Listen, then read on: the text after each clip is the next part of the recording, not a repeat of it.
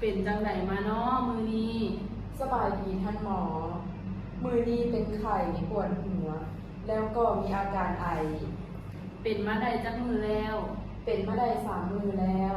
ไปซื้อยามากินอยู่ห้างขายยาก็บ่เซา หมอขอแทกอุณหภูมิกับแพทย์ความดันเบิงกอนว่าเป็นแนวใด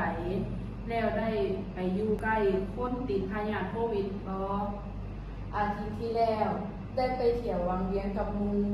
แล้วมูก็บอกว่าเมื่อวานให้กอดพยาธิโควิดเบิงแต่ว่ากอดแล้วมันก็ขึ้นขีดเดียว อาการแบบนี้ต้องกักตัวอยู่เฮือนห้ามออกไปลิดอีก3 มือให้ลองกอดพยาธิโควิดอีกเทื่อเด้อ เจ้าท่านหมอ มือนี้หมอจะซักยา แล้วก็ให้ยาไปเปิงปัวไข้และยาแก้แพ้ตามอาการ ถ้าบ่ดีขึ้นให้มาหาหมอได้ทันทีเลย แล้วถ้าติดพยาธิโควิดสิตายบ่ บ่ตายบ่ตาย ถ้าได้สักวัคซีนและได้รับการปนปัวที่ถูกต้อง โดยขอขอบใจท่านหมอหลายๆเด้อ เออ